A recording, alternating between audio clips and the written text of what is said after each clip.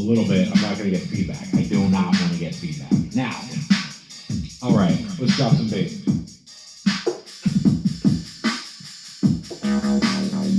Okay, yeah, there we go. Now, one of the things I'm currently reading, I picked this up for $1. I was at I picked this up for $1. It's interesting, but man, convoluted. I had to put it down. I read about 150 pages. I had to put it down because it's like just a lot of names, a lot of names, history, like counts and whatever. I mean, earls. It's just like a lot of things. Fascinating. Monarchy is fun to study. Crank this one out. I read the last 60 pages of this at the bus station in Pittsburgh at the Greyhound station. That was tons of fun. She's funny. I mean, I don't know. I read my first one this year. And, yeah, I read this, I think, in February. Really enjoyed this. I finished, one of the first things, book I read back and finished in January was Wilhelm Meister's Apprenticeship in Travel. That was great. In the first beginning, it took me a while to get used to it. I like Goethe. It's fun. This is fun. This is a really great book. Strong female characters, you know, for their time. This is the first Agatha Christie book I ever read. Death in Venice. Death on the Nile. Sorry. Death on the Nile. That was fun. Goofy. This one, very antiquated writing style, but I really liked a lot of it. I like the speech, the quotations, you know, the dialogue is a little difficult, but I enjoyed a lot of the descriptions of, you know, it's good. I like this a lot. It was fun. And there are these little troll like gnomes in it, and I'm like, were those gnomes real? Like, what was up with the gnomes? Because it's not very supernatural, but it's a little bit supernatural. Or like, you know, how does this healing magic work? Like, the healers, are they just physicians? Are they magicians? And I like the crusade stories. You know, King Richard is very stately and noble stuff. Yeah. This is a big undertaking I did. This was, yeah, it took a while. I'm not a very fast reader. I had sections where I was reading a lot, you know, I was reading 30 pages a day for like a while. That's decent for me, but there were a few days where I could do like 8 or 10 pages, and the book was big, like, that could get, feel rather daunting to not be chipping away at it in larger chunks. I would say I never spent more than, yeah, it is a great book. I mean, times, you know, fiction is so poetic, so brilliant at times. There's other times when I'm kind of like, is this necessary? It's very immature in some ways. And I put it down for like about a month at one point, because there's a part where he's describing someone playing a harmonica with his nose and like getting boogers in the harmonica. And I was just having some issues with my life at the time, like personal shit, and it was like, man, this just is like, I need something else right now. I ended up picking up a book for free at Dark Star downtown Yellow Springs, and it was a pretty lame title. It was like Mountains in the Desert. It was by this French team, whatever, they're geographers or whatever, they're mapping, or they're checking on this, I forget what it's actually called or what the towns are. It's in the Atlas Mountains, I think. It's a really cool book. I like that. It kind of reminded me that I love nonfiction. And I spent quite a lot of my 20s reading nonfiction, biographies, and a lot of biographies and adventure, you know, Himalayan adventures, you know, shackles, and let's change up the beat a little bit.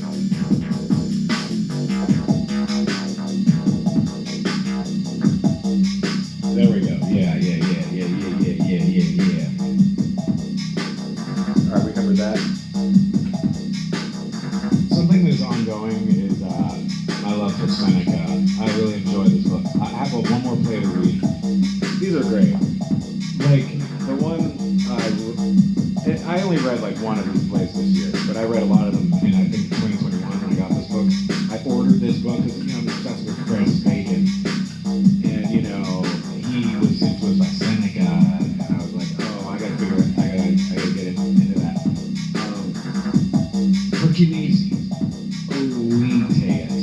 Oates. It's crazy. I'm just gonna spoiler alert. Like Hercules is like dying. I can't remember. He's dying from insanity. Like he's insane. Oh no. He gets a shirt. Like his ex-wife. I can't remember this. Sorry. It's not that much of a spoiler because you just gotta read it there and just feel the power of the language. But he's dying, or he like climbs on. He's like been so badly hurt by this poisonous jacket or whatever that someone had given to him, and it burns through his flesh and it's like killing him. But he's also able to climb onto his own funeral pyre, and he's like alive still. But and it's like it says something like he keeps his eyes open like by the flames. They're like it's savage. I mean, I love Seneca because there's some gritty, nasty death and shit, and it's pretty entertaining, honestly. But and I just love his descriptions of nature. His descriptions of nature are so good. They're nice, kind of. So, is anyone else doing their booktube stuff this time? I just thought it'd be fun. I got more books I want to bring up. I got a couple more minutes to work on this. Hold on. Don't go nowhere. Yeah. All right.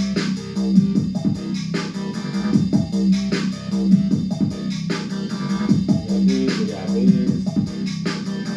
Yeah.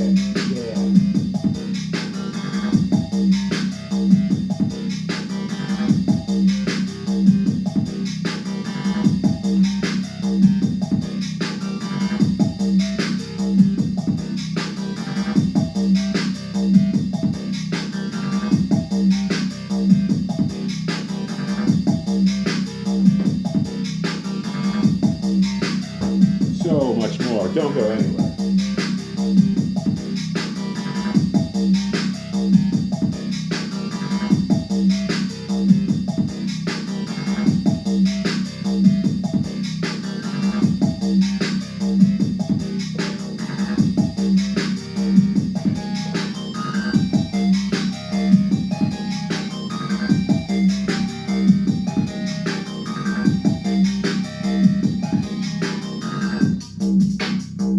Yeah, how about that? You like that little transition? I thought that was pretty cool. Yeah, I got like 4 more minutes here. Yeah, book two. Oh, what are you reading? Now, one of the other books I read this year, I borrowed it from a friend, was Barbara Kingsolver. It was The Poison One Bible. I read that very quickly for as long as, I read that like 8 days-ish, 8 or 9, maybe 10 days, but I usually crank through a book that quickly because I'm playing music or drawing my little scribbles. But I want to read this. This should be really good. I read like 3 pages of it. I would like to just focus on this. I'm in a place right now where I don't have one book that I'm sticking to. I'm kind of all over the place as the mood suits. I bought this. I really want to read this because I'm just like want to read everything by Goethe.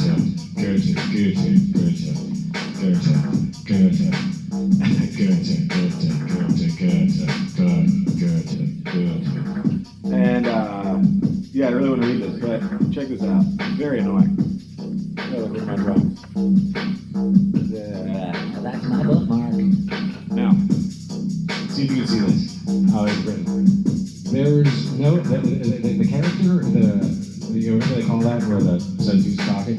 Like it's not darker, it's not underlined, it's not italicized. It's just the same, and there's a period after it. But I just think they could have put a little more effort into it. Something to make that significantly different than what they're saying, the actual text. Anyway, I do want to read it. I mean, I really love Beethoven's Beckmann Overture, and I just finished Iphigenia in Taurus, and I was like, I should read this. And then that was probably like February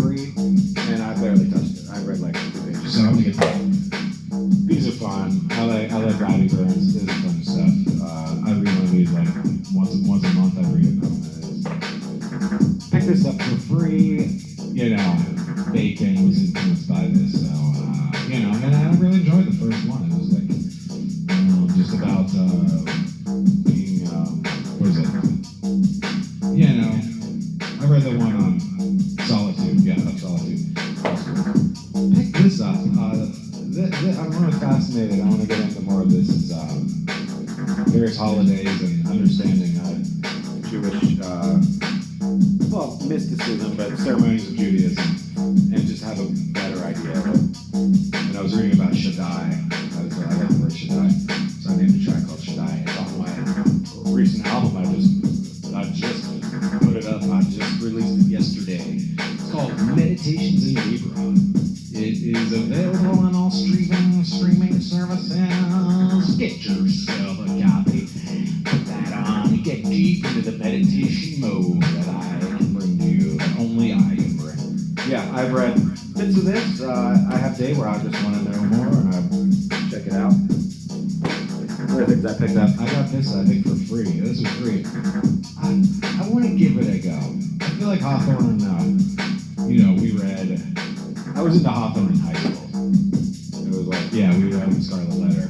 And I think I read this in House of Seven Gables. And I was really into Hawthorne. And there's something like, very reminiscent about my high school mind, but I feel like Hawthorne was an adult man who wrote this. Like, even I think Henry James said this book was pretty solid. Like, what's it say? Yeah, Henry James.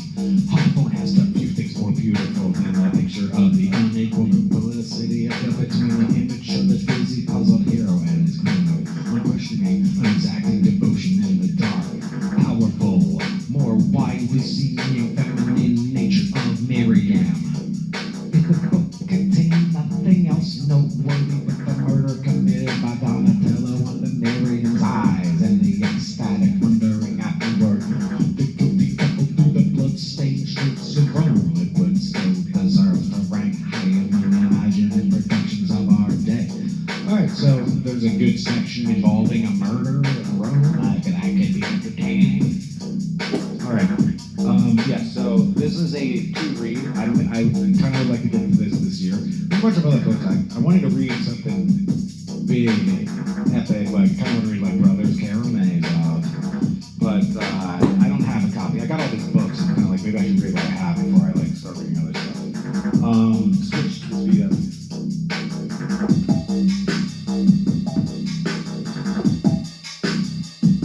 Oh, there we go. I like this. It's simpler bass, more that open hi-hat. I got this for $1 at that same place where I got I got these dollar books. This should be crazy. I gotta say, the sword and the shield. The more whatever. I can't even read this backwards. It's not the KGB. That is I think this is gonna be fun. It's not a book I expect to read in its entirety, but I bet there's probably 100 pages of fascinating spy shit going on in here. I'm very curious to read some of this. This is kind of a big book, but actually the notes take up was like, wow, it was like 80 pages of notes. This could be really interesting. It's too big to have around all the time. Like, I'm not sure when I'll get to this, but I also have this.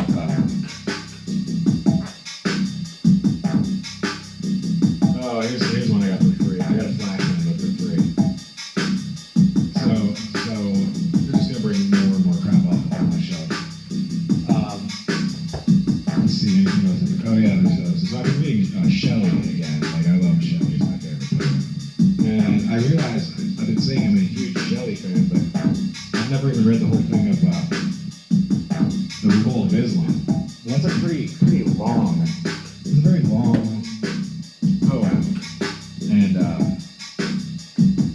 I'm going on the 5th canto. That's what I read this morning. So, like this morning I read that, and then kind of want to read King Lear because I feel like that's a play I don't fully, I lose track of it somewhere, and I always like kind of forget how it goes, and I know about the Violcelli. I love that scene, and like bastards and all that, the bastard thing, Edmund and there's gonorrhea and all that,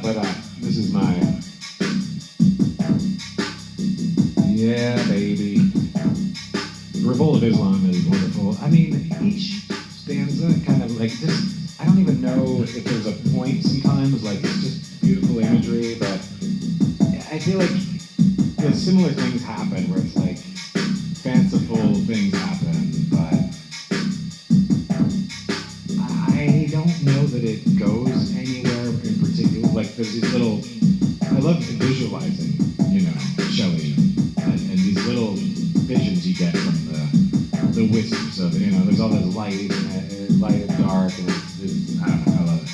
But, so I'm thinking I should read that in its entirety. Maybe I will read the whole, I got 6 more cantos to go, so maybe I should crank that while I'm into it. Oh yeah, then, so I also have another, friend of mine got me this for last Christmas, but I've read almost no Keats, so I kind of want to read some Keats. And apparently Keats wrote a thing about King Lear, or like writing King Lear or something. So that should be really interesting. Where are the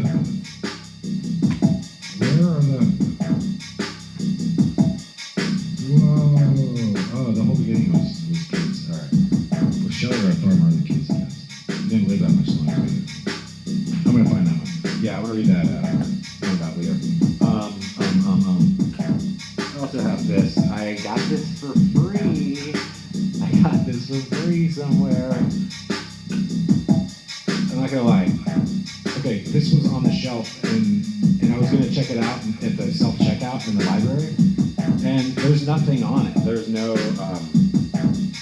no numbers or anything. Like, they didn't feel it was necessary to put it in their system, I guess, because they just don't care. Like, it's an old crappy book that no one's into. This is the Aeneid.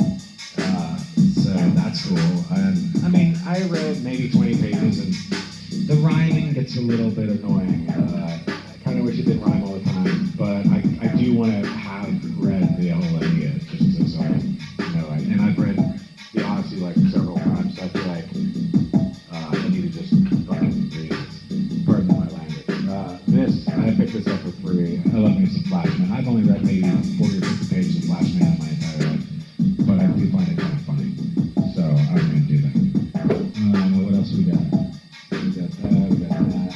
That's about it. Oh yeah. Some Nietzsche. I like to dip into some Nietzsche now and then. I think that's about it. I'm going to sign off for now. We're at 18 minutes. Hope y'all enjoyed my little presentation. Don't forget to read. Don't forget to listen to all of my albums. Listen to my music. That's the main thing. If you learn nothing else from this video, find my music, Matthew Howard Stahl. Find it, all of the different varieties that I have. I'm trying to put out more hip-hop instrumentals, kind of like this, but yeah. Right now I got the Meditations in Libra. It's not really easy listening. It's new age, but it's like intense new age. I'm trying to like give you an experience. Like, it's like you could be reading Shelley while listening to my Meditations in Libra. But it's certainly not ambient music, because I feel like ambient music is like la la la wishy-washy, so like could be in the background. This is not background music. This is like grip you and just kind of shake you and grip you and shake you. All right, keep it locked here.